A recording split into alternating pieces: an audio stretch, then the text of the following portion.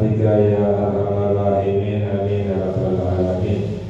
Alhamdulillah, segala puji milik Allah. Kita bersyukur kepada Allah atas limpahan nikmat yang Allah berikan kepada kita. Khususnya adalah Allah jadikan kita untuk bisa berzikir menyebut nama Allah, untuk bisa beribadah kepada Allah, untuk bisa bersalawat kepada Nabi kita Sayyidina Muhammad Sallallahu Alaihi Wasallam. Ya, sedangkan ini nikmat yang besar dari Allah Subhanahu Wa Taala. Dalam hadis sabda Nabi kita Sayyidina Muhammad Sallallahu Alaihi Wasallam, nikmatani maqbulun fihima katsirun minan nas. Ya, sabda Sayyidina Muhammad Sallallahu Alaihi Wasallam, ada dua nikmat banyak orang yang tertipu di dalam dua nikmat ini, yaitu as-sihhatu wal farahu, kesehatan dan memiliki waktu luang, waktu kosong. Ya, dua ini adalah nikmat yang besar dari Allah Subhanahu Wa Taala, tapi banyak orang yang tertipu, maknanya menyia-nyiakan dua nikmat ini. Padahal sehat itu adalah nikmat dari Allah, memiliki waktu ini adalah nikmat dari Allah. Mengapa? Karena bisa digunakan untuk mencari pahala dari Allah Subhanahu wa Ta'ala. Sebab umur kita ini adalah modal yang Allah berikan kepada kita. Setiap saatnya, setiap nafasnya bisa kita gunakan untuk mendapatkan pahala yang besar dari Allah Subhanahu wa Ta'ala. Ya, jadi jangan sia-siakan kesehatan kita, jangan kita sia-siakan waktu kita, diabaikan, disia-siakan, ya, tidak digunakan untuk beribadah kepada Allah Subhanahu wa Ta'ala sebelum datangnya masa sakit. Ya, sebelum datangnya kesibukan, ya, sebelum datangnya kematian, itu tidak bisa lagi beribadah kepada Allah Subhanahu wa Ta'ala. Ya, ikhtanim khamsan qabla khamsin. Ya, dalam hadis sabda Nabi Muhammad Sallallahu Alaihi Wasallam, ambillah kesempatan 5 perkara sebelum datangnya 5 perkara. Di antaranya adalah ambillah kesempatan masa sehatmu sebelum datang masa sakit. Orang sakit gak bisa beribadah kepada Allah. Syababika qabla syababaka qabla haramika. Ambillah kesempatan masa mudamu sebelum datangnya masa tua. Jadi beribadah jangan menunggu datangnya masa tua. Ya, mengapa? Karena kalau sudah tua itu susah beribadah kepada Allah. Ada banyak alasannya. Nah, sakit pinggang, rasa kurang, ya, apa lagi? Banyak sakitnya, tidak bisa beribadah kepada Allah Subhanahu wa Ta'ala. Ya, jadi masa muda ini masa yang sehat, masa yang kuat, yang bisa digunakan untuk banyak beribadah kepada Allah. Ya, di antaranya adalah ayataka qabla mamatika, ambillah kesempatan masa hidupmu sebelum datang kematian. Ya, kita nggak tahu kapan datangnya kematian. Ya, Fa'idza jaa ajaluhum la yastakhiruna sa'atan wa la yastaqdimun. Kalau sudah datang ajalnya mereka, tidak maju sedikit pun, tidak mundur sedikit pun. Makanya sabda Nabi Muhammad SAW bahwa kematian itu adalah aqrabu ghaibin yuntadhar, perkara yang ghaib yang paling dekat ditunggu adalah kematian. Maknanya apa? Kalau sudah datang nggak mundur sedikit pun, nggak maju sedikit pun. Jadi ambil kesempatan sebelum datangnya kematian. Ya, apalagi Ya, kita rasakan sekarang bahwa hari cepat berlalu, ya, tahun cepat berlalu, nggak kerasa sudah umur 40, nggak kerasa udah umur 50, nggak kerasa udah umur 60, nggak kerasa udah mati, ya. Nggak kerasa udah meninggal. Ya, dunia itu serba nggak kerasa, ya, semuanya cepat berlalu. Yang kita lewati di dunia ini seperti mimpi, ya. Yang kita lewati itu seperti mimpi saja, ya, cepat berlalu. Bahkan dalam Al-Quran bahwa ya ketika nanti ya manusia dibangkitkan oleh Allah itu wa yauma yahsyuruhum ka'an lam yalbathu illa sa'atan minan nahari yata'arafuna bainahum. Allah berfirman di dalam Al-Quran, ketika mereka dibangkitkan oleh Allah, maka mereka merasa hidup di dunia hanya sesaat di waktu siang saling berkenalan. Jadi ketika orang dibangkitkan dari kuburnya itu merasa hidup di dunia hanya sebentar, sesaat di waktu siang hari, berkenalan dengan orang lain, setelah itu sudah meninggal. Jadi hampir kesempatan Al-Imam Syafi'i radhiyallahu taala anhu, beliau berkata, dunia saat, dunia itu sesaat. Ya, faj'alha ta'ah, maka jadikan hidupmu di dunia untuk taat kepada Allah Subhanahu wa ta'ala. Innahum yarawnahu ba'ida wa narahu qariba. Allah berfirman di dalam Al-Quran, mereka melihat seakan-akan kematian itu jauh, hari kiamat itu jauh, wa narahu qariban, namun kami melihatnya dekat, kata Allah. Manusia sekarang seakan-akan melihatnya jauh, tapi kalau sudah dilewati itu seperti sangat dekat sekali. Makanya ya kita berusaha semampu mungkin untuk menghabiskan waktu kita banyak-banyak ibadah kepada Allah Subhanahu wa ta'ala. Dalam Musannif radhiyallahu taala anhu kita melanjutkan pembahasan kita.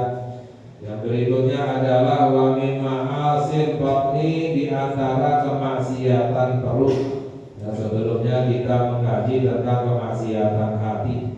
Lalu di antara kemaksiatan perut itu apa saja? Yaitu aklu riba, di antaranya adalah memakan harta riba.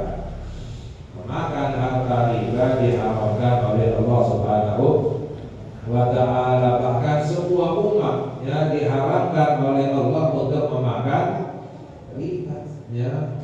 Wa aklihimur riba wa kadnuhu anhu, ya. Allah berfirman di dalam Al-Quran,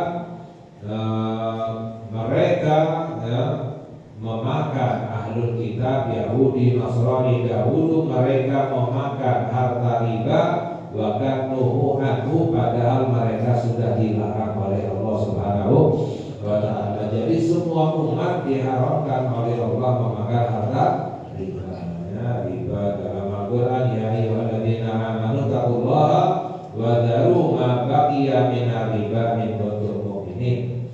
Ya, wahai orang-orang yang beriman, bertakwalah kepada Allah dan tinggalkanlah riba jika kamu memang benar-benar beriman kepada Allah Subhanahu wa ta'ala.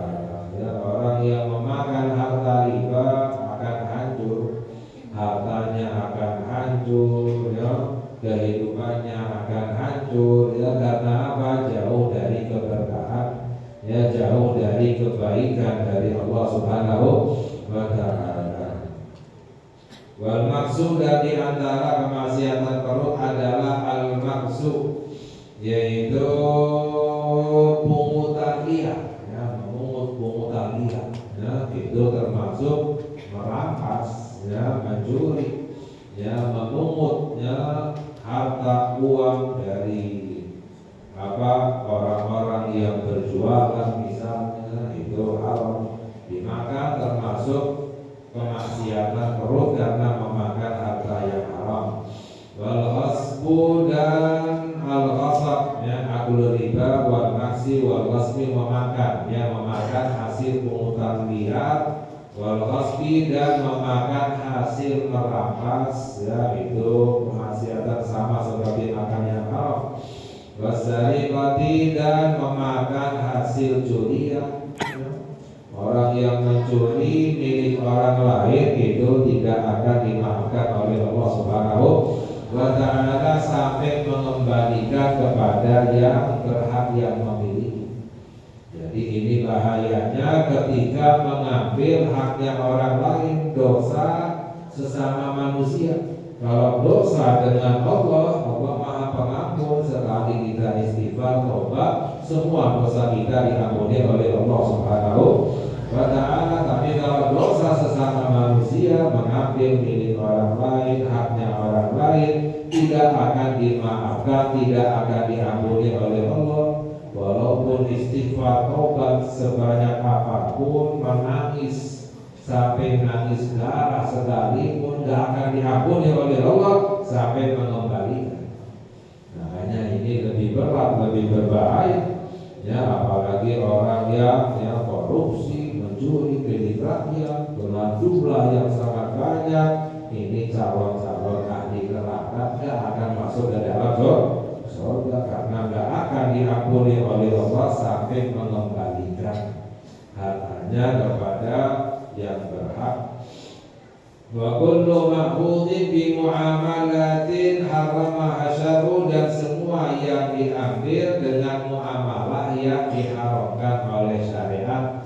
Muamalah istilahnya jual beli atau yang semacamnya dengan cara yang diharamkan oleh Allah Subhanahu wa ta'ala. Wa syurbul khamri, dan meminum minuman keras. Ya, itu julukannya minuman keras itu adalah ummul khaba'ith. Ya, sumber daripada keburukan, kejahatan itu adalah minuman keras. Ya, melewati minuman keras itu akan timbul kemaksiatan yang lain, keburukan yang lain. Ya,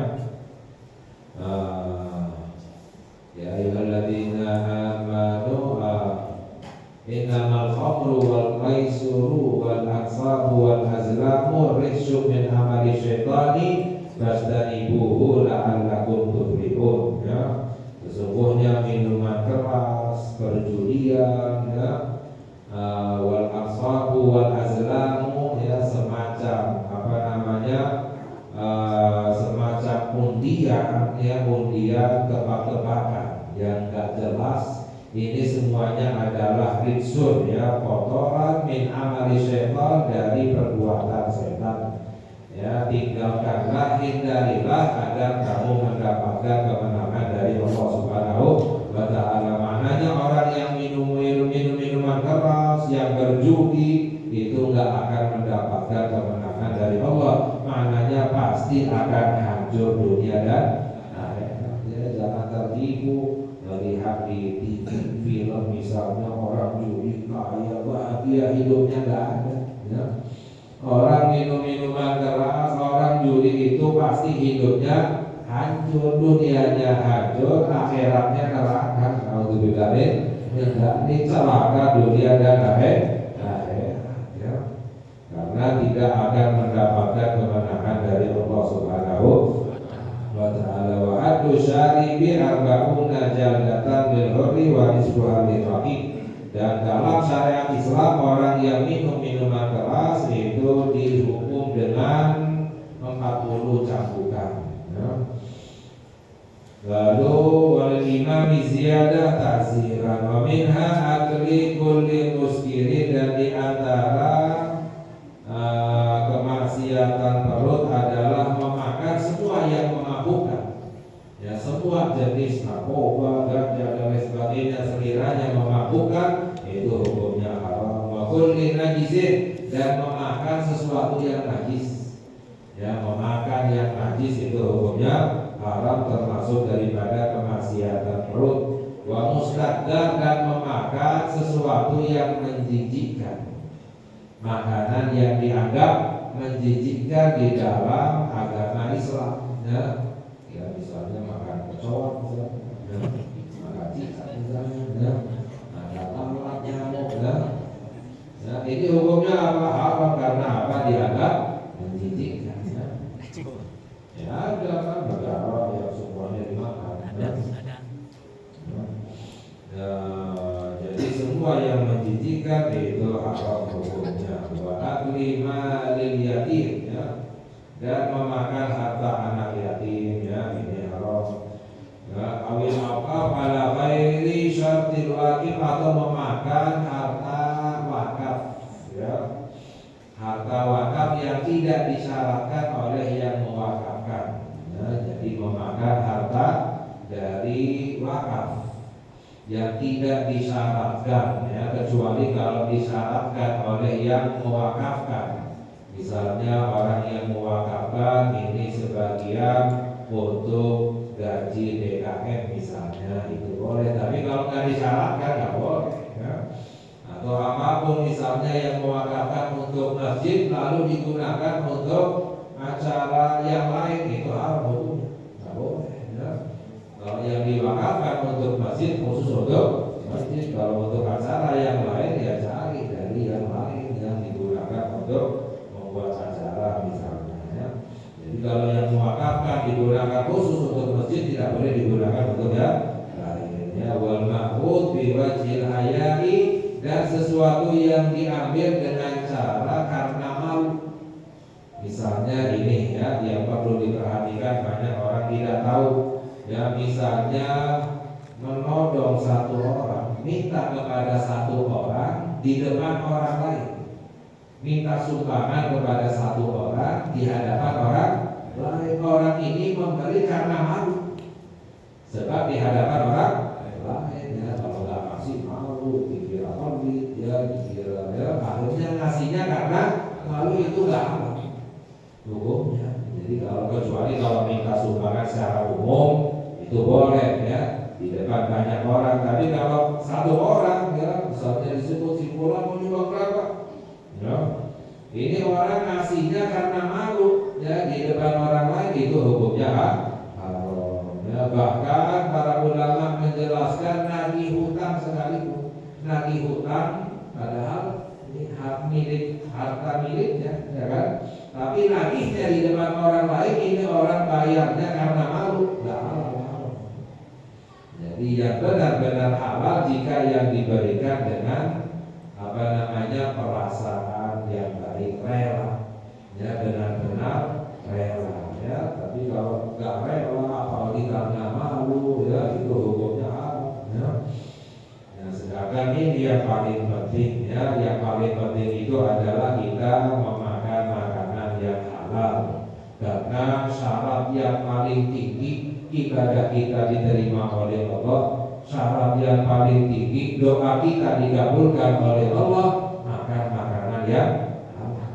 Nah, orang ibadahnya sekhusyuk apapun, doanya sekhusyuk apapun, ya, sampai nangis-nangis misalnya, tapi makanan yang haram, percuma, nggak akan diterima oleh Allah Subhanahu wa Ta'ala. Ibadahnya tidak diterima, ya, doanya tidak dikabulkan oleh Allah. Ya, ada satu sahabat yang minta kepada Nabi Muhammad Sallallahu Alaihi Wasallam, wahai Rasulullah, doakan aku agar aku selalu dikabulkan doanya, mustajab doanya.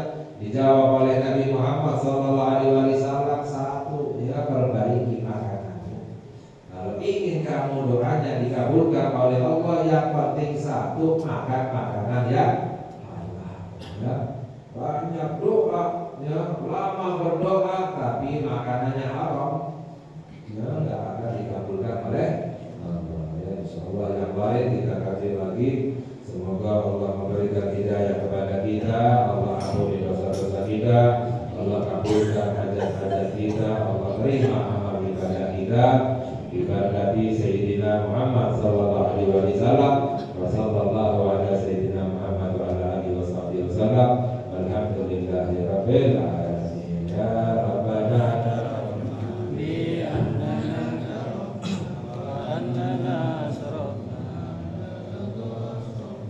وتب علينا توبة تغفر كل هوبة واستر لنا عوراتي وآمن رواتي واغفر لوالدينا ربي ومولودينا ولا